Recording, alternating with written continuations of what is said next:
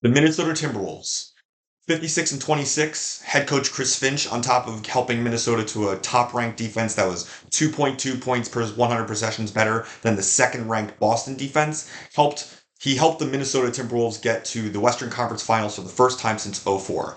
And should be even more noteworthy the fact that they beat the defending champion Denver Nuggets in Denver in a game seven. Like that's very, very, very impressive. Uh, Now, when we talk about the Minnesota Timberwolves, I think the first and biggest thing we have to talk about is the Karl Anthony Towns trade that happened in the offseason. Part of that is relevant for this year, and part of that is relevant for the future.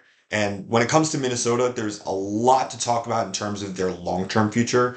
But for the purposes of this video, I'm going to skip over a lot of that because yes, they're a second apron team. Yes, they have expiring contracts between Naz Reid and now Julius Randle. They have older players between Mike Conley, who is 37, and Rudy Gobert, who's 32.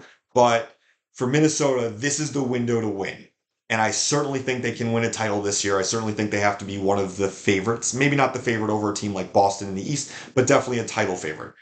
Yes, they traded away Karl Anthony Towns for Julius Randle, which was considered a payroll cutting move, with Cat having this massive supermax contract for the next several years and Randle being an expiring. But that's all the more reason you have to win this year.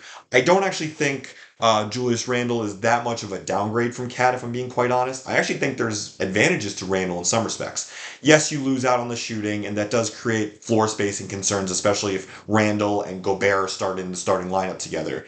But Cat has a bit of a bonehead history in the playoffs. Yes, he was really good last season in spurts, but he was also really bad last season in spurts, and he's bad every year in the playoffs at some point, doing dumb things like fouling a lot and low IQ decisions. Randle does have some playoff woes to get off of his reputation, but I certainly think Randle has a better chance of doing that than Cat, especially over the course of four potential playoff series. So aside from that, Randle's a little bit better of a playmaker, and I also think Randle is a good four. I think physical, a little bit more physical, better passer, better playmaker, can play make for others. Cat not a bad passer per se, but not like the best or the most willing. Although Cat did slide into that secondary role behind Anthony Edwards, but Randle, I like to think will do it because Anthony Edwards is a superstar, if not a definitive bona fide. He's definitely in that tier or category.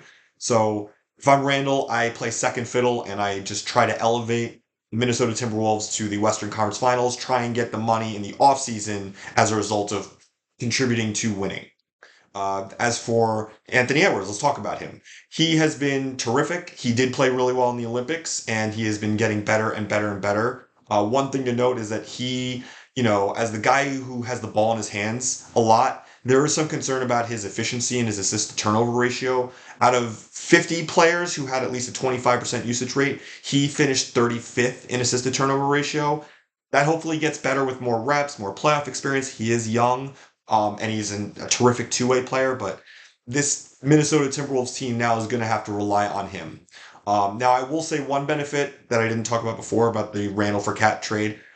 First of all, you get Dante DiVincenzo in the trade, which is terrific pickup. You get a first-round draft pick out of it, or a picks protected, heavily protected Detroit pick. Maybe it doesn't come this year, but you still get Dante DiVincenzo, who's an excellent role player, who's going to fill in very nicely either as a starter or probably off the bench because Conley starts, I have to imagine.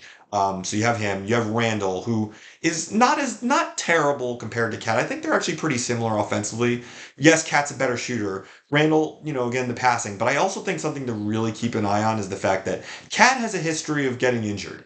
Randle was out a lot of last season with a shoulder injury, and he might miss a little time to start the season, but he is historically a very durable player. Between him and Edwards, like that bodes well. Edwards is pretty durable himself, and I think that's a good combo if they can figure out the floor spacing. Minnesota still has a lot of size, a lot of length, still has really good defense. The shooting, I do have question marks about the shooting, especially like Jaden McDaniels. Can he contribute at that level? They did bring in Joe Ingles, who did shoot well from three last year, but he's kind of old. So how long is he going to still be a functional NBA player? They lost Monte Morris in the offseason. They lost Jordan McLaughlin. So point guard play is now an issue. And they did draft Rob Dillingham, made a big expensive trade with the Spurs to draft him. So now they're going to have to figure out point guard play because you don't want to put it all on Edwards, the playmaking. And Randle certainly helps with that, but you now have to deal with The Mike Conley is old. Yes, he's a good shooter, but he's getting older. Joe Ingles, same thing, good shooter, playmaker, getting older. So you have to figure out that the playmaking, the point guard depth is a little questionable. And also losing Kyle Anderson kind of hurts because he was a great playmaker, and that's all of a sudden a lot more of the onus becomes on Edwards and Randall and Conley. And I think playmaking. I think that's what you should take out of this last minute of me rambling. Playmaking is going to be concerned. I also think one more center wouldn't be a bad idea. Like, yes, you have Gobert. Yes, you have Naz Reid. Yes, you have Randall, but Randall doesn't really like playing the five, so that's really two functional NBA centers. If Randall plays maybe like 10 minutes a game, I guess that's not bad, but I think a third center wouldn't hurt, like a third, like true center. Other than that, like Minnesota has talent and they have the depth, and I certainly think they could be. I'm not going to put them as the one seed right now. I think they certainly could be a top two seed. I have them somewhere in that 3 to 5 range as far as the Western Conference because it is so loaded and so deep. But, if they get everything done right this year and win the title, it's certainly the pieces are there and the pathway is there. But if it doesn't work out, then it's going to be an issue in future years as the aforementioned ownership dispute, the second apron, the, expiring contract of Reed and Randall. Like there is a lot that's going to be problematic. So if you're Minnesota, get it done this year and hope that you don't have to have this problem in the future years.